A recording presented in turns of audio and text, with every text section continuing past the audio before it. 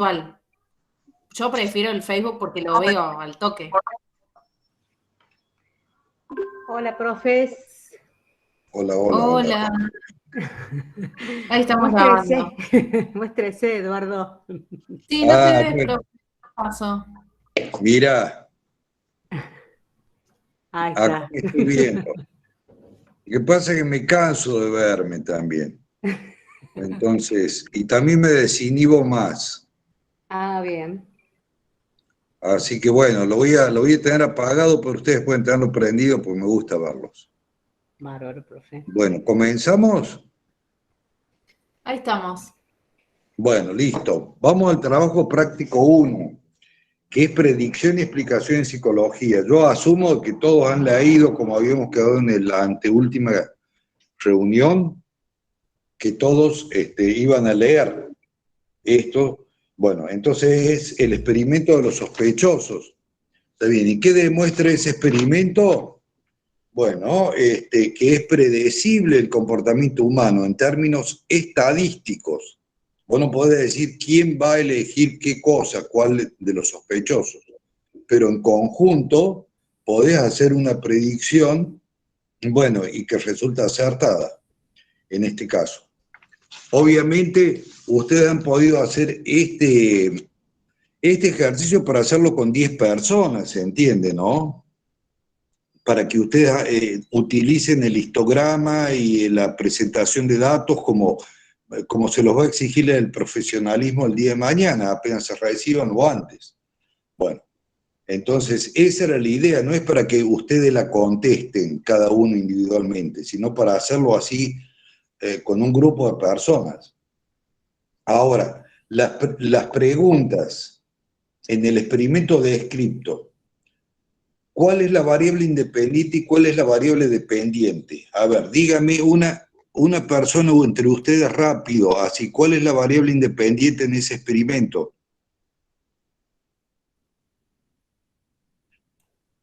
¿El experimento sería la variable independiente?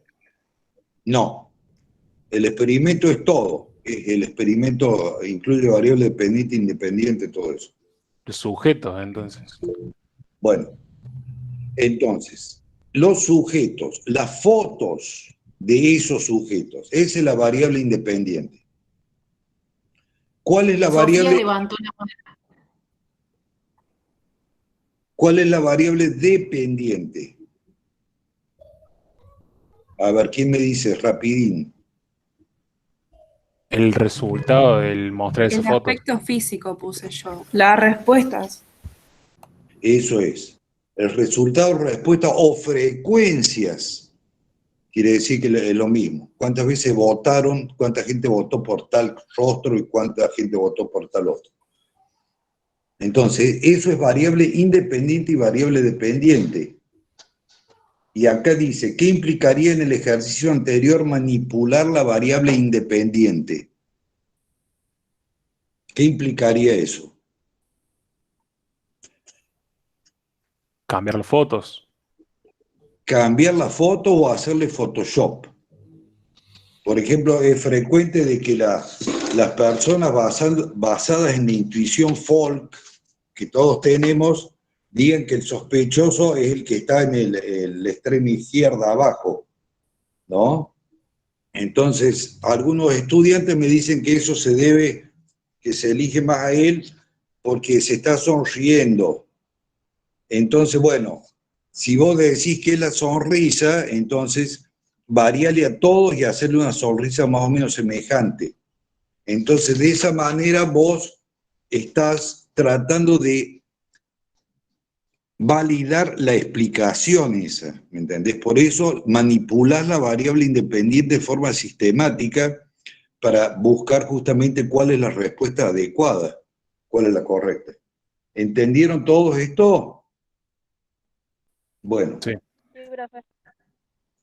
Variable independiente es un poco el estímulo, variable dependiente, la respuesta, pueden verlo de esa manera. Pero se traban los alumnos, lo que pasa es que el término este de variable es matemático, viene de variación, entonces por eso ahí se... Pero bueno, es eso. Trabajo práctico número 2. Bueno, saben entonces lo que es la psicología folk.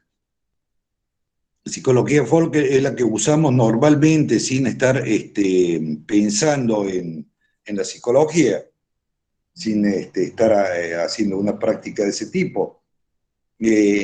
Toda atribución causal que nosotros hacemos, el chico está enojado porque no tiene un juguete, porque le gustaba ese juguete, no se lo pudieron comprar, bueno, es una atribución causal. En ese sentido, se está usando la psicología folk. Esa es la psicología folk. Bueno, si tanto la psicología folk como la científica pueden acertar o equivocarse, ¿en qué se basan sus diferencias? Bueno, se basa fundamentalmente en tres cuestiones: la definición teórica de los términos que utiliza, de algunos de los términos que utiliza, la definición operacional y finalmente la falseabilidad o forma de poner a prueba esa hipótesis. Bueno, eso no lo tiene la psicología folk. Por eso, bueno, uno dice que la psicología científica está más adelantada, pero también es cierto que mete la pata a rolete. Bueno, ¿es la mitología una variante de la psicología folk? Bueno, esto también es discutible. Yo pienso que sí, es una psicología folk que se ha viralizado, pero en fin, no hay una respuesta así tan taxativa. A lo mejor ustedes piensan de otra manera. ¿Los textos de autoayuda también pueden considerarse psicología folk? Miren hasta dónde llega ahora el concepto de psicología folk. Trasciende lo que yo le decía de las meras atribuciones causales que hacemos diariamente, sino hasta hay teorías respecto a la personalidad o el motivo de tu desazón, lo que fuera. Bueno, también esto, los textos de autoayuda, no sé la verdad si se pueden considerar psicología folk. Yo diría más bien, bueno, no sé la verdad, nunca supe eso. Bueno, y finalmente si los psicólogos en la práctica profesional utilizan la psicología folk o no. O sea, se manejan con sus sistemas de creencias, aunque no tengan ninguna validación científica, simplemente ellos creen eso, como nos sucede la mayor parte del tiempo. Bueno, y yo diría que sí, que sí, Profe, pues la verdad, sí. que en el libro me acuerdo que decía, cuando estudié esa parte, que en la actualidad en la Facultad de Psicología sí se abarca por ahí algunos temas que se podrían encontrar en la psicología folk. Así que no estaría muy lejos de que un psicólogo capaz lo pueda aplicar. No sé si sería Mm. lo más correcto igual. Mm. Bueno, claro, sí, por supuesto, si uno puede darse cuenta de que si lo puede contrastar a las dos, obviamente, ¿no?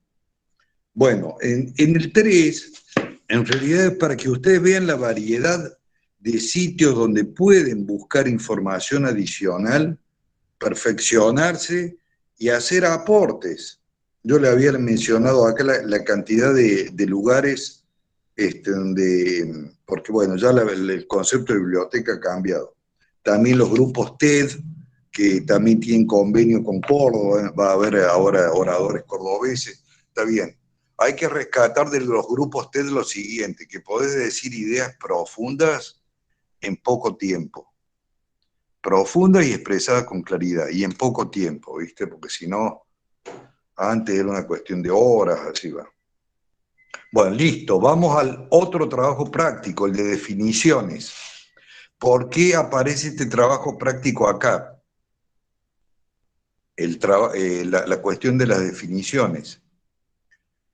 Porque el método científico comienza con la depuración semántica, quiere decir poder entender claramente qué significa un término.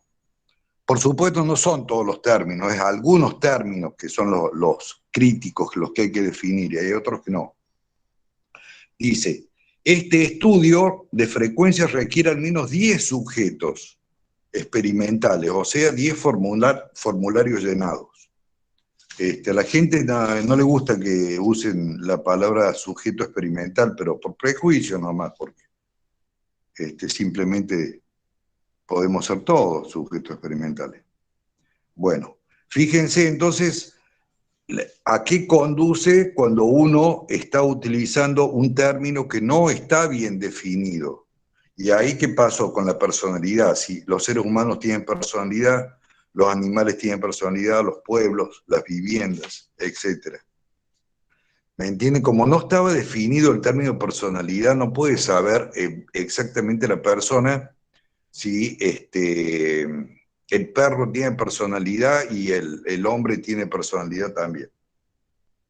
O si no, si es una cuestión solamente de las personas que tienen personalidad y los animales no. Y bueno, y lo mismo con todo. ¿Se entiende? Eso es porque no está bien definido el término. Lo mismo pasa con los proverbios. Recuerden, el que quería hacer una psicología folk en base a proverbios, que fue George Politzer en 1937. Bueno, le salió mal el intento, pero dejó algunas cosas positivas también, ¿no? Pero digo, como psicología así científicamente fundada, le salió mal el intento porque se contradicen los proverbios y porque también no están bien definidos los términos. Y en el ejemplo era el caído no puede ayudar y el otro aún el caído puede ayudar. Bueno, no sé a qué le estamos llamando caído. Ese es el problema. Y también que no hay contexto ahí, ¿entendés? No hay contexto, entonces, bueno. Listo con ese. Vamos a cómo funciona ahora la mente normal, la psicología folk, cómo opera. Opera en base a heurísticos. Heurísticos quiere decir atajos, o en inglés lo traducen como bypass, atajos. Espera, ¿qué otro término te podría decir? Como cosas que nosotros, digamos, que ya venimos de fábrica como para hacer un camino más corto y tomar una decisión en tiempo más rápido, eso es. Bueno, esos son los heurísticos. Entonces, el heurístico más importante se llama heurístico de representatividad y hace alusión a la formación de estereotipos. Decir estereotipo es lo mismo de decir heurístico de representatividad. Bueno, ¿qué pasa con esto? ¿Por qué nosotros venimos así diseñados de fábrica para tener heurísticos? Ustedes lo utilizaron con el experimento de los sospechosos. También ahí usaron un heurístico por el aspecto de la persona. Entonces dijeron, bueno, es esta. Bueno, entonces el punto es el siguiente. Usar estereotipos nos permite tomar decisiones rápidas. Y el costo que tiene es que le restas variación al estereotipo en cuestión. O sea, te lo tenés que representar mucho más simplificado de lo que es en realidad. Entonces, por eso el ejemplo con las manzanas. ¿Te das cuenta? No podés. Bueno, sin embargo, un estudiante había hecho un experimento y algunos le habían dicho manzanas rojas, otras verdes y otros le habían dicho manzanas blancas. ¿Por qué blancas? Porque se las debe haber representado como en una pizarra, puestas así en una forma muy... También me llamó la atención, ¿ves? Hay más variación de la que pensamos, hay más variabilidad. Nosotros al manejarnos con estereotipos restamos toda la variabilidad que hay en el mundo.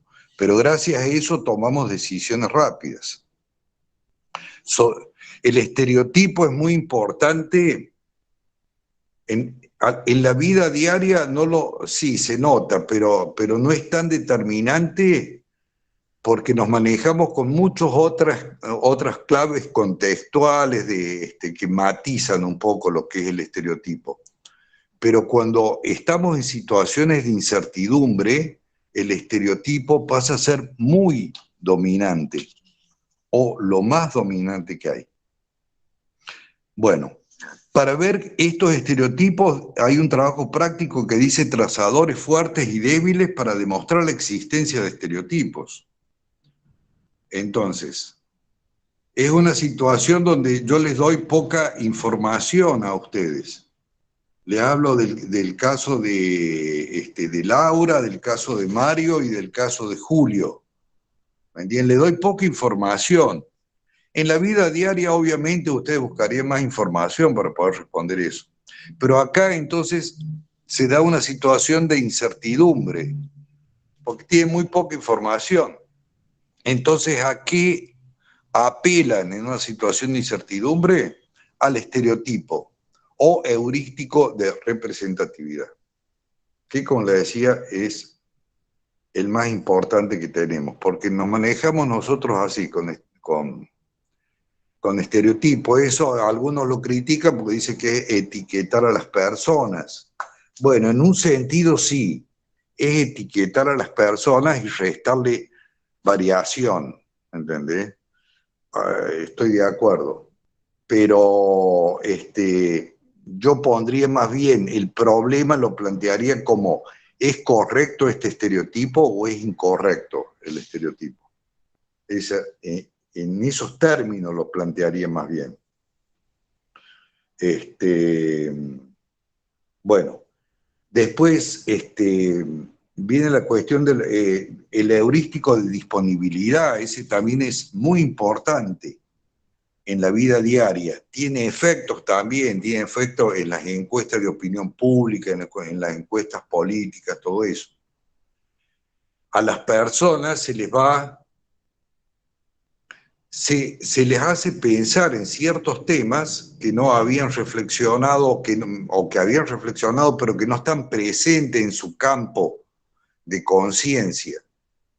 Entonces vos los pones presentes en su campo de conciencia y por lo tanto le queda más próxima la memoria a corto plazo, esto que vos le estás comentando. Y después le pedís una opinión sobre el tema. Entonces, ahí viene la cuestión. Hicimos el experimento con el caso de San Martín y Belgrano versus el tema de los índices de decadencia de Argentina. Entonces, preguntábamos en el primer caso si estaban de acuerdo, si estaban orgullosos de ser argentinos. En el segundo, preguntábamos si estaban orgullosos de ser argentinos. Bueno, las respuestas eran diferentes. Estadísticamente, por eso lo tienen que hacer con varias personas, van a encontrar respuestas diferentes. Pero en general, digamos, cuando le han metido ficha positiva de cosas de Argentina, bueno, va a tender a decir, sí, estoy orgulloso de ser argentino.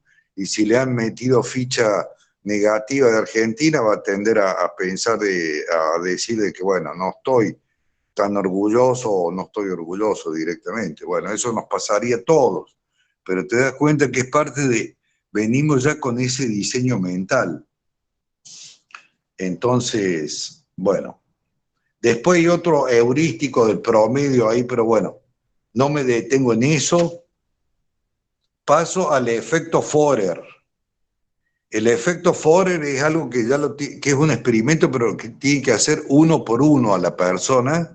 Bueno, y bueno, ahí dice algunas cosas, dice que no pelar, decirle al comienzo no podés decirle para qué vas a hacer el experimento exactamente, pero después podés aclararle para qué lo hiciste por una cuestión así de normativas éticas, y también porque es una persona que se ilustra un poco más con el efecto Barnum.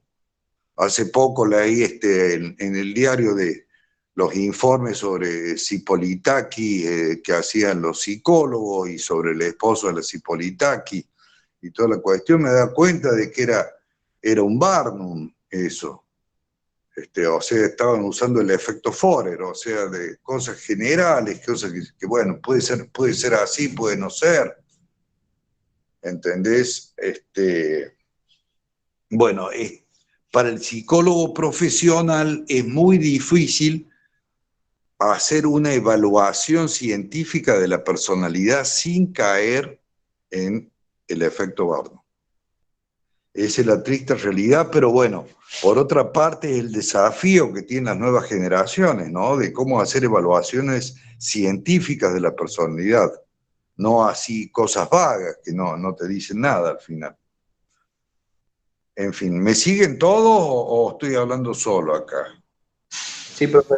Sí, profe. Sí, profe. Bueno. Sí, profe. Sí, profe, totalmente. Sí, estamos todos. Si han leído el texto, yo creo que me van a entender, y si no, van a estar perdidos, porque esa es la cuestión. Bueno, el efecto Forer también nos muestra cómo, porque estos son sesgos cognitivos, bajo ese nombre general lo van a encontrar en la literatura. Yo le llamo Sí, ilusiones profe, son cognitivas. 3. Sí, bueno, le llaman sesgos, hay muchos sesgos cognitivos, hay algunos interesantísimos. Pero bueno, hay que probarlos también, ¿eh? Hay que ver cómo se ha hecho la demostración, cómo se ha manipulado la variable independiente, cómo se ha medido la dependiente y cómo se ha hecho justamente el experimento para concluir. Bueno, el efecto Forer es un tipo de... Bueno, algunos lo toman como... estamos todos expuestos a eso. Por eso parece ser que es algo que ya un poco viene de así como de fábrica, ¿entendés? Medio que todos tendemos a decir que, bueno, sí, en términos generales somos así. Bueno, no se sabe si tiene una función defensiva o no, porque algunos de estos sesgos cognitivos empalman con lo que el psicoanálisis llamó mecanismos defensivos del ego.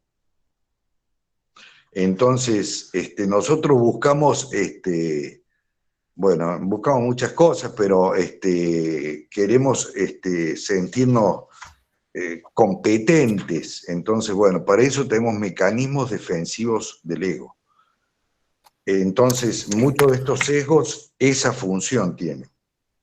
Bueno, el otro sesgo que venía es el sesgo del conocimiento de la ilusión retrospectiva. En un sentido lo pondría también como mecanismo defensivo, porque nos hace no parecer tan burros como somos. Entonces, ¿en qué consiste? Consiste en que cuando a vos te dan el resultado, entonces vos tomás una elección, una posición. Y si no te dicen el resultado, ya podría ser una posición bien distinta y defendida con vehemencia. Te dan el resultado, por ejemplo, de las elecciones, ganó tal. Bueno, vos con una gran vehemencia decías que no podía ganar tal, y bueno, ganó tal. Entonces, bueno, después decís, bueno, es cierto porque estaban tales y tales otras cuestiones de por medio. Entonces, bueno, es dicen leer las noticias con el diario del lunes, como, bueno, si ya sabes el resultado, entonces somos todos Gardel, ¿me entendés? Bueno. Ya, te estoy hablando hace rato, amor. ¿Qué, chiquita? ¿De Violeta estabas diciendo? Sí. Recién No entiendo nada. Fíjense acá, pero en la demostración de la ilusión del conocimiento retrospectivo, que lo tienen que hacer con dos grupos, ya está el grupo control y el grupo experimental. ¿Me entienden? Entonces Nelson ustedes... levantó la mano. ¿Qué pasó ahí? Nelson. ¿Alguien va a hablar? Bueno, parece que no. Bueno, entonces, por eso son importantes, porque estos son prácticas que ustedes hacen con las personas les preguntan las cosas. Además, en la presencialidad les enseñaba cómo debían presentarse ustedes como futuros profesionales, cómo debían darle las consignas y, bueno, muchas otras cosas, que eso hace a la praxis, ¿eh? Los médicos, por ejemplo, tienen más práctica que nosotros porque hacen más guardia, entonces entran más en un contacto con las personas, no es tanto a lo mejor por saber la enfermedad, pero sí porque entra en contacto con las personas, entonces eso te da una práctica. Bueno, entonces, para ilustrar la ilusión del conocimiento retrospectivo, bueno, apelamos al caso de Analía. El caso de Analía, bueno, es interesante ver cómo estadísticamente te cambian las frecuencias cuando a Analía le va bien y te cambian las frecuencias cuando a Analía le va mal. Ya les había, bueno, no, el cuatrimestre anterior les dije que también ahí en ese experimento, en la época presencial que tenían los datos a mano, había detectado que como grupo, las mujeres eran más duras con Analía, cualquiera haya sido el resultado, pero especialmente cuando el resultado era negativo. Mientras que los varones eran más indulgentes en ambas situaciones.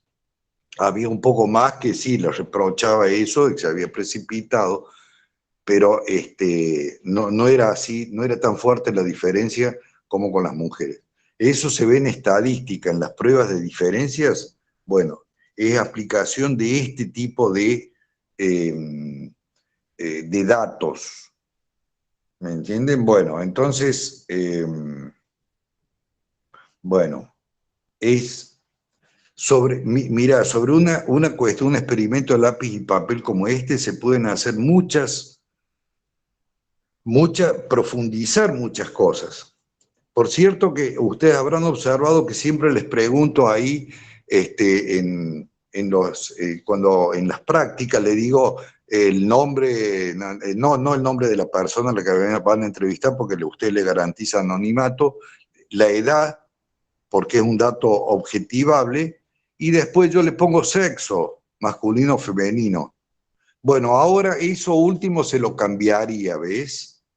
Le pondría, en lugar de sexo, le pondría género autopercibido, o algo equivalente, para que toda la diversidad que pueda haber más allá de esta dicotomía, bueno, pueda tener entonces ahí representación, y además que me haría más objetiva todavía la pesquisa, la investigación.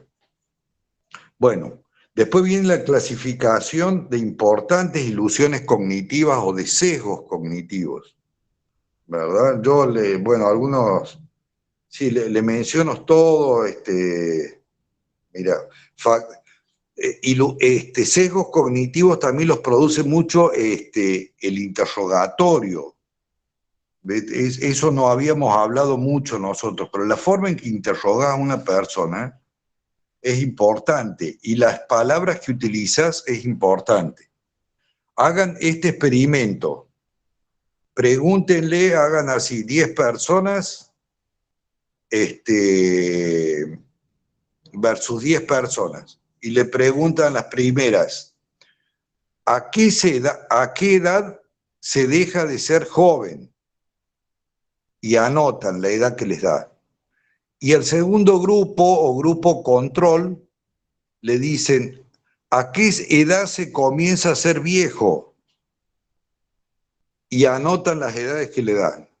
O sea que se dan cuenta, ustedes están haciendo como una pregunta complementaria.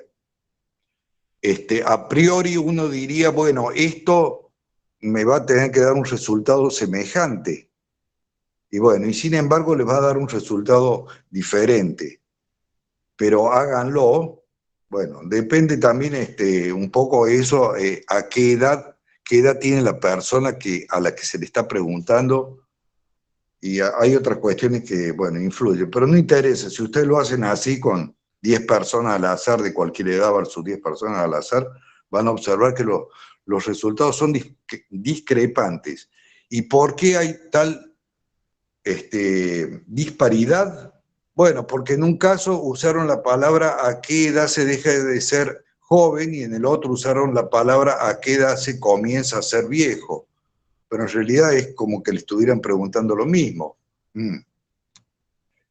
No sé si están de acuerdo, pero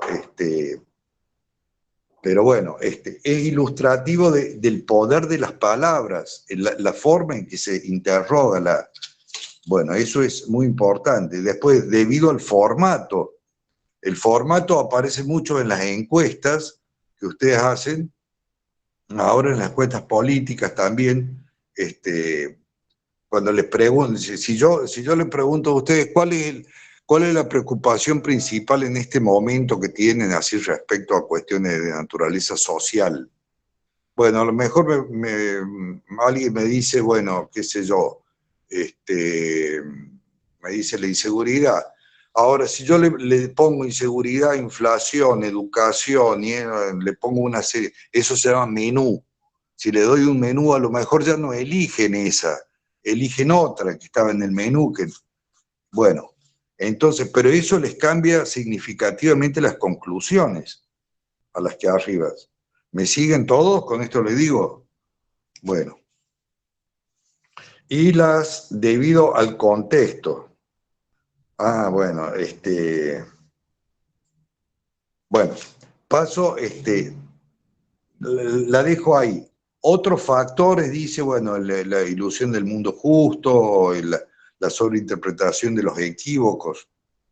Bueno, eso también es una cuestión en la psicología folk, aunque influida por la psicología académica y el psicoanálisis, consideran que los actos fallidos, que a veces le llaman furcios, tiene otros nombres, no sé si será lo mismo, pero bueno, lapsus le llaman tradicionalmente, o actos fallidos o lapsus, esconden como un deseo inconsciente de la persona, bueno, y por eso se expresan. En algunos casos puede ser y en otros casos no. Esa es la verdad. En algunos casos eso lo podría explicar, pero en la mayoría de los casos es la ansiedad por sí misma la que hace que uno confunda palabras por símil cadencia y se mete en un lío por eso. Bueno, mira, después dice otros factores que influyen también como sesgos nuestros en el trato con las otras personas. Influencia de la estética en los juicios interpersonales. También ahora hay algo que se está estudiando como el aspectismo. El aspectismo debe estar, no aparece mucho en los libros, es medio nuevo, pero si lo googlean seguramente ya hay cosas ahí. Bueno, ilusión endogrupo versus exogrupo, pero ahí al final de este cuadernillo la tienen con fotografía, cuál es la ilusión esa, así que no, pero es bien importante también. Bueno, tiene que ver también con el estereotipo, restás variedad, tiene que ver con eso. Bueno, listo. Entonces, el método científico para evitar la cantidad de sesgos que nosotros tenemos ya así de fábrica, es el antídoto, quiero decir, es el método científico. Por eso está relacionado la primera parte, que es sesgos cognitivos, está relacionado con método científico, porque es el antídoto. ¿Y cómo empieza el método científico? Como vimos ahí en los prácticos esas sobredefiniciones, definiendo bien los términos, en términos teóricos y en términos operacionales. La operacionalización es el nexo que une la teoría con la práctica, porque ustedes tienen que decir, en base a un concepto teórico, cómo van a poder medirlo en el sentido más amplio del término. Medir quiere decir este es más que otro, pero también quiere decir este es de una categoría y este es de otra categoría, en el sentido más amplio del término, o sea, escalas nominales, que son lo que llaman la psicología cualitativa, y escalas que son ordinales, donde hay un continuum subyacente de menor a mayor, y escalas proporcionales, que son escala intervalar, perdón, pero que tiene un cero arbitrario, como de la inteligencia. No hay una inteligencia cero, ¿entendés? Siempre algo de inteligencia tienen las personas que tienen menos inteligencia. Entonces es arbitrario, a partir de ahí se empieza a contar. Bueno, tiene consecuencias matemáticas eso, ¿no? Pero lo van a ver en psicometría. Y después las proporcionales, que son las escalas, bueno, por eso que tiene un cero absoluto, como las en psicofísica van a ver escalas de eso. Por ejemplo, luminosidad cero, y se acabó. Entonces, bueno, pero eso, ahí me estoy yendo un poco del asunto. La operacionalización. Entonces ustedes ven a la definición teórica, yo les defino teóricamente cómo es un introvertido y un extrovertido. Le hice una corrección, creo que debe estar en la 9ª edición, donde yo le decía que los extrovertidos podían ser tímidos, y la verdad que no está relacionada la timidez con la introversión. Hay introvertidos tímidos y otros no tímidos. Y eso, bueno, si no lo corregí, es un error. Bueno, definición teórica, ahí le digo que es un introvertido y un extrovertido en términos, pero en términos como un diccionario o una enciclopedia, ¿me entendés? O incluso en Wikipedia, excepto que le diga en Wikipedia, bueno, acá le mostramos algo, una serie de preguntas o un test para que ustedes sepan si son introvertidos o extrovertidos. Entonces eso sería una operacionalización. Habría que ver qué preguntan también, ¿entendés? Porque bueno, normalmente en la difusión científica se dice el resultado de algo. Esto alienta la presunción de tal cosa, de que, bueno, pero nosotros tenemos que ir un poco más allá. Tenemos que preguntarnos además cómo obtuvieron ese resultado, cómo operacionalizaron las variables. Y después, si es necesario, si las diferencias que encontraron son significativas o no, o se deben a una cuestión aleatoria. Bueno, para eso tienen una materia que se llama estadística, ¿no? O psicoestadística.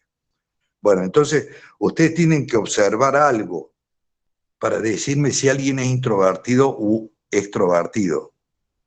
Entonces, dice a continuación los errores más frecuentes al hacer el práctico de definiciones operacionales. Bueno, esos son los que menciona el profesor de Isogra. Los alumnos, por ejemplo, dice, complete con una cruz, ¿es usted introvertido? Diga, ¿sí o no?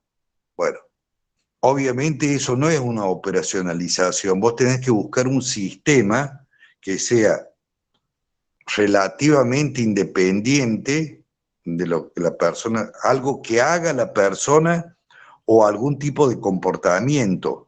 Las definiciones operacionales las introduce el conductismo en realidad, porque hasta antes de esa escuela se manejaban con definiciones teóricas, pero era tal el lío que se armaba por tal motivo que los conductistas dijeron, bueno, pongamos un orden, operacionalicemos, pero como ellos a la introspección la habían dejado de lado, también se les limitaba mucho la introspección, tenían ese comportamiento solamente.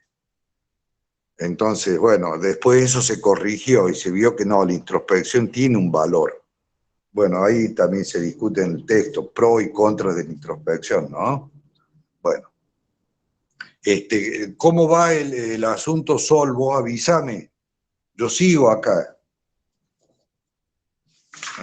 Sigo acá.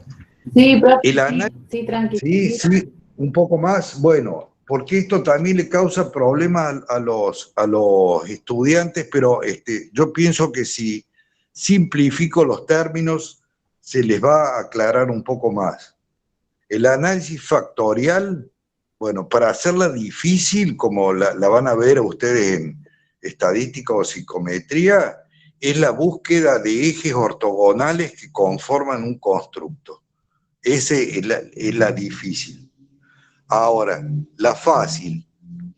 ¿Cuántas facetas tiene un mismo concepto? En el caso se empieza habitualmente con el caso de la inteligencia, porque es el que ha sido más trabajado. Se sabe que tiene 5 dimensiones o facetas.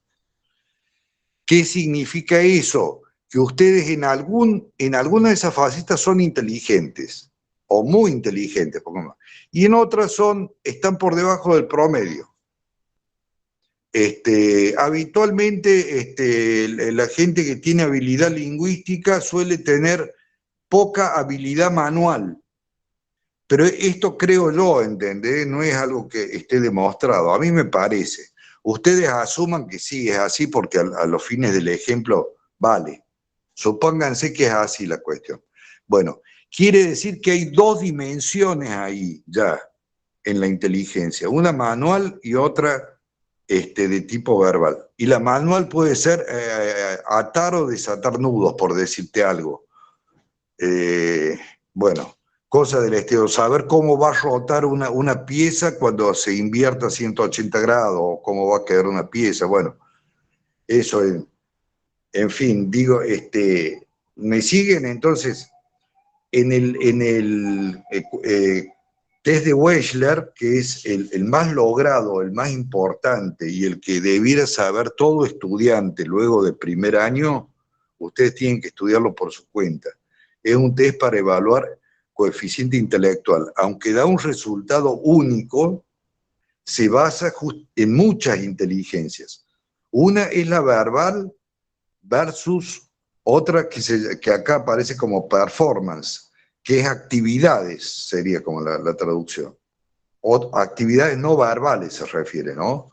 Y bueno, pero dentro de las verbales encuentran dos subtipos, o sea, como dos variantes de la inteligencia, ¿me entendés? O dos aristas, o dos ejes, o dos dimensiones, a su vez. No tan diferente como las dimensiones anteriores, pero sí que son algo diferentes. Por ejemplo, en las que son de actividad, hay una que hace referencia a Perceptual Organization Index. Se refiere a la cuestión de, por ejemplo, cómo construir cubos. Vos te dan una maqueta, una lámina de un cubo de 2 colores y te dan los cubitos y cómo los haces vos para hacer ahí una estrella, por ejemplo. Bueno, entonces es un tipo de inteligencia que está midiendo, pero no verbal, te das cuenta, por eso está en performance. Después, Processing Speed Index. Bueno, ese es la velocidad de procesamiento de la información. Por ejemplo, tenés que intercambiar letras o números con un dibujito. Entonces, tenés que hacer un intercambio de ese tipo. Bueno, lo que sea. Eso ya es algo diferente. Abajo de todos están los últimos subtests que hay, que son subdivisiones a su vez de lo anterior todavía. ¿Entendés? O sea, la inteligencia finalmente es algo muy amplio.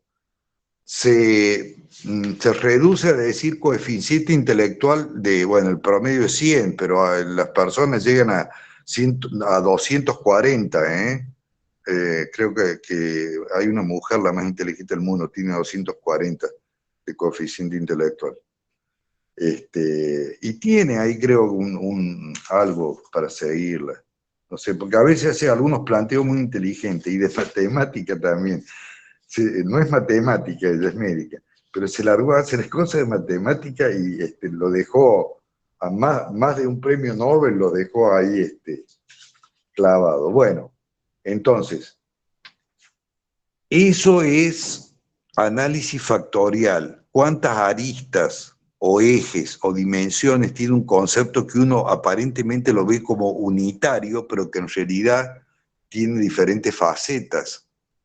Entonces, se da el caso no solamente con la inteligencia, se da el caso acá con ser de derecha o ser de izquierda. ¿Cómo haces eso? ¿Ves? Acá te dice que hay al menos dos dimensiones ahí implícitas. Bueno, ese es el análisis factorial.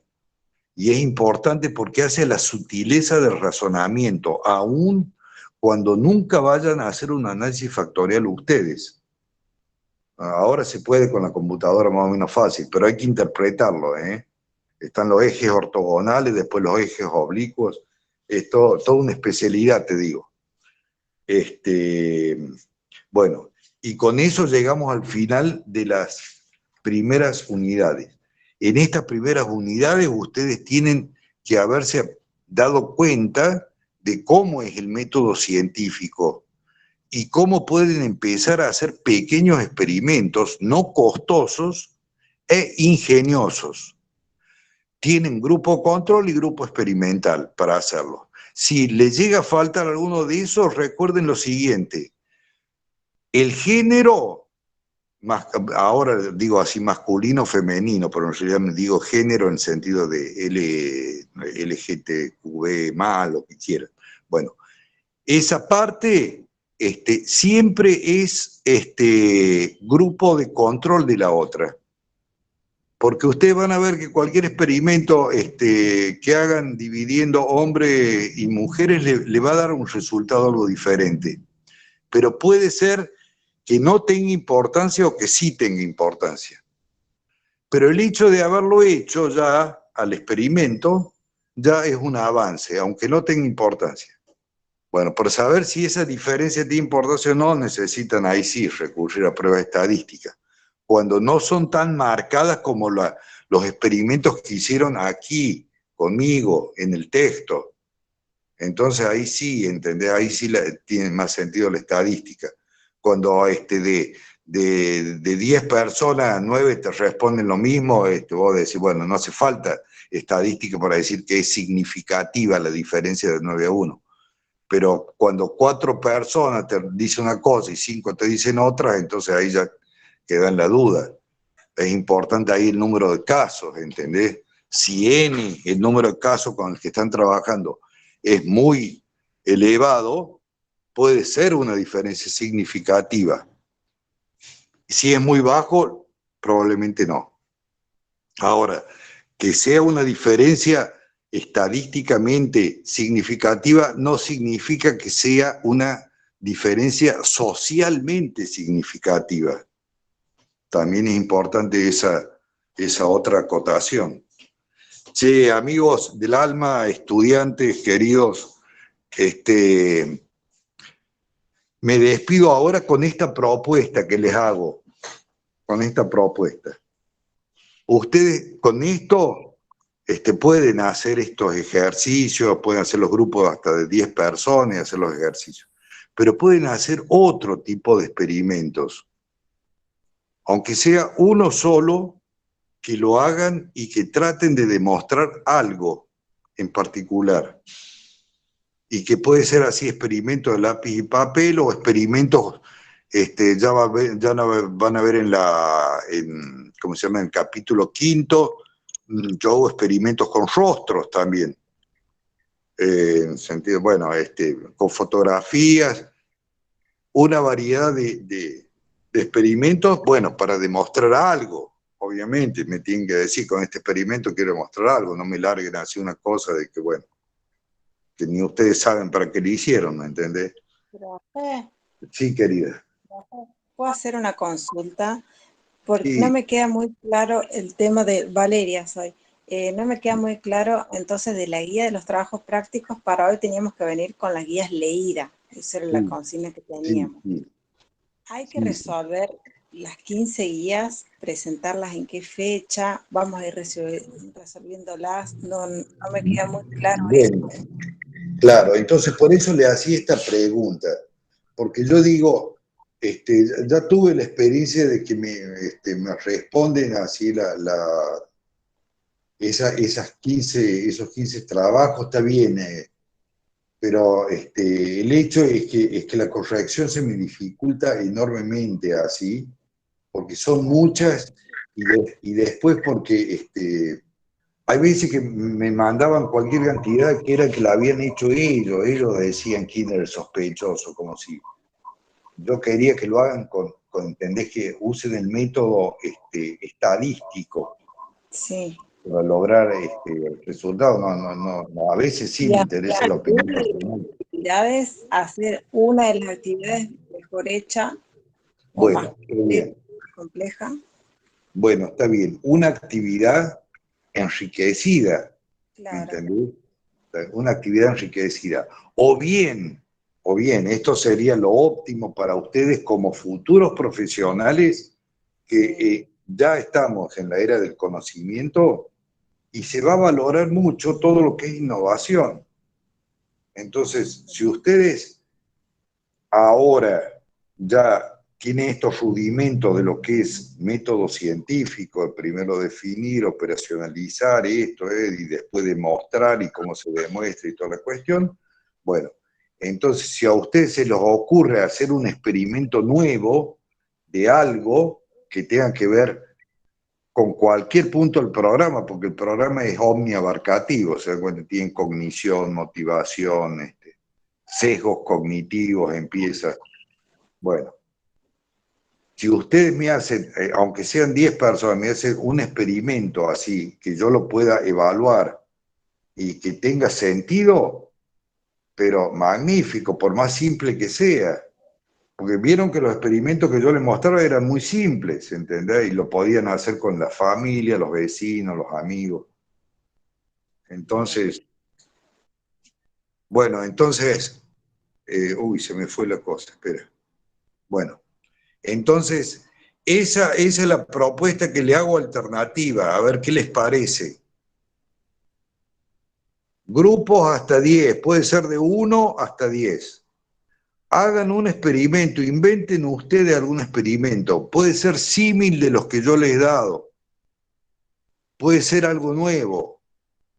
Suponete, qué sé yo, que lo que pasa es que para sacar un experimento hay que tener imaginación, por más simple que sea. Entonces, y hay que pensar en las cosas, hay que debatir, y si son 10 personas, yo pienso que 10 personas sacan un experimento para hacer, y hasta les puede salir algo tan interesante que pueden llegar a ser destacados por eso, ¿entendés?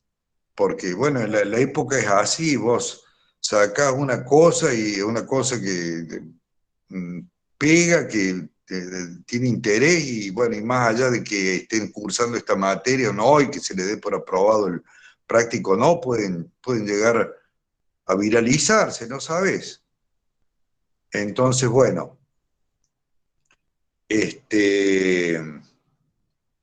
Profe, entonces, para la próxima, yo voy a seguir así, voy a asumir que ustedes han leído los prácticos y los voy a seguir comentando.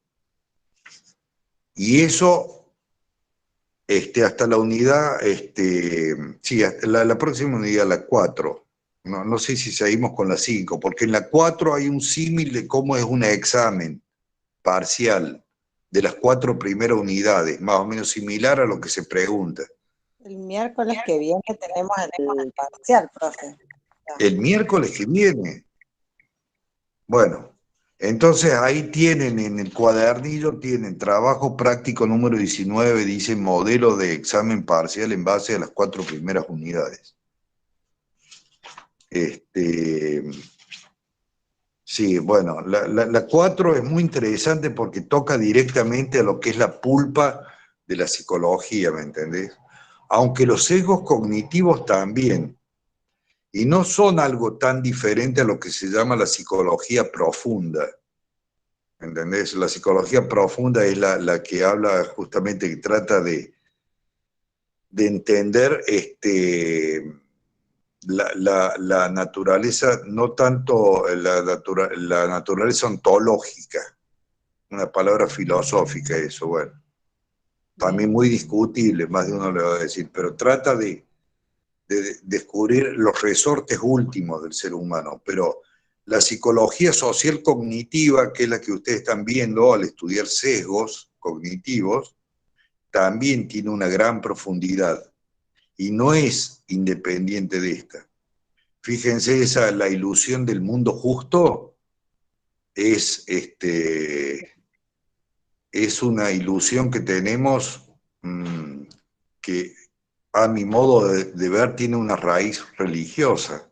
Eso, la necesidad de creer que hay justicia en el universo, porque de ahí viene la cosa. En fin, no lo veo como dos campos tan diferentes, ¿entendés? La psicología social de la psicología profunda. Y en este capítulo 4 se veía más la psicología profunda. Pero también se veían otras cosas, como por ejemplo el tema de la conciencia, que la conciencia, el foco de la conciencia, que es importantísimo el foco de la conciencia. Profe, ¿qué temas son más importantes para el miércoles que viene a tener en cuenta? Yo sé que los 4 entran los transversales también, ¿puede ser? Sí, de los transversales también eso a lo mejor Sol las puede ilustrar más. Yo les digo, de las unidades se siguió el criterio de que de las 20 preguntas que ustedes van a responder, 5 van a ser de la unidad 1, 5 de la 2, 5 de la 3 y 5 de las 4. Así que si bien nosotros estuvimos metidos en la unidad 3, van a ser 5 nomás de ahí. Y el resto de las otras unidades. Okay. Bueno. Profe, le hago una consulta, buenas noches. Con respecto al trabajo que usted dijo que se puede hacer un trabajo de investigación, ¿se puede elegir cualquiera de esos puntos que hay en la guía y en base a eso hacer un trabajo bien hecho? Sí, excelente. Excepto que en la guía hay algunos trabajos que son simplemente como, por ejemplo, el experimento de las manzanas. Claro, alguno más completo habría que buscar y en base a eso hacer algo bien completo, básicamente. Sí, también Valga la hay redundancia. experimentos mentales hay también que se llama, bueno, situate en tal situación, bueno, ¿qué harías vos en tal? Son muy interesantes también los experimentos mentales, pero bueno. Ah, bueno. Si pero quieren podemos tomar uno de esos, uno que sea bien completo y en base a eso hacerlo. Con uno estaría bien para presentar para la entrega, que va con nota. Sí, está bien. Escúcheme, si esto me está gustando, porque los incentivo a hacer experimentos, y aunque yo tengo la forma, yo hice el máster en psicología general experimental. Y entonces tengo un poco la tendencia, para mí el método experimental es el método por excelencia, el único método para descubrir causas, en realidad. Bueno, pero más allá de eso, pero hay un sinnúmero de formas de hacer experimentos, ¿sí? Que ahí lo van a ver a lo largo del cuadernillo. Entonces pueden hacer ustedes experimentos, como te digo, con la familia, todo eso, mostrándole fotos, qué sé yo, en el último experimento estaba la cuestión contextual, cuánto influye la cuestión contextual en la percepción de una emoción. Claro. Pueden hacer un demo de eso, un experimento de eso. A mí, como profe, me resulta muy estimulante, porque me hace crecer muchísimo, ¿entendés? Bien. Muchas veces son cosas muy inspiradoras. Bien. Sí, entiendo el objetivo. Sí. Mil gracias, profe. Entonces... Hola, profe. Sí, amiga. ¿Los contenidos transversales también van, además de las 4 unidades? Sí, van también los contenidos. En un 20% de las preguntas, del 100% de las preguntas que van a tener, van los contenidos transversales. Pero como alguna vez observé que los profesores decían, bueno, se toman algunas partes y otras no, entonces no estoy seguro de eso, de si ha variado o no la cuestión. Por eso, Sol, si estás escuchando, a lo mejor podés así hacer un aporte. Profe, no, la verdad que no sé. Yo creo que es como dijiste vos recién, que sí, obviamente que están los contenidos transversales y está bien lo que vos decís, el porcentaje. Eso es lo último que yo me enteré, que se habló en el grupo. Ah, está. Bueno, de todas maneras, si es la semana que viene, los profesores le van a decir a ustedes bien qué contenidos van, de qué capítulo a qué capítulo. El 80% de las preguntas, entonces, es del texto de cátedra de Introducción a la Psicología del capítulo 1 al 4. En cuanto al cuadernillo no lo tomo, ahí no aparece ninguna pregunta que aparezca en el cuadernillo, ¿me entendés? El cuadernillo es como para entender los temas del teórico. Es para eso. Y después para que ustedes aprueben los prácticos, ¿se entiende? Entonces, si me hacen un lindo trabajo, y espero que si son grupos de 10 me hagan un trabajo mejor que si es un grupo de 1 o 2 personas o de 3 personas, ¿viste? ¿Se entiende? Pueden tener más recursos, más tiempo, pueden hacerlo, no sé, yo no domino las tecnologías de ahora, pero pueden hacerlo en forma de un video, pueden, qué sé yo. El otro día traté de grabar un video, no me salía bien, ni una grabación me salió bien, pero si ustedes como millennials tienen esa posibilidad, bueno, entonces ahora se vuelven mucho más ricos, hasta pueden Varios nos quedar gana la acá. tecnología, ¿eh? ¿Cómo, querida? Varios nos gana la tecnología, no estás solo. Sí, profe, Entonces, tenga en hacer cuenta que video. acá hay mayorcitas también estudiando. Sí, Ojalá bueno. supiera hacer video, profe. Che, mira, bueno, pero no sé, puede ser la oportunidad en algún momento, por razones laborales, podés necesitarlo. Anda, sabe. En fin, yo la sigo peleando. Nos comentaron de la Secretaría Académica, no la Secretaría Académica, sino en un meet que tuve ahí, una profesora hizo un comentario respecto de que, bueno, sí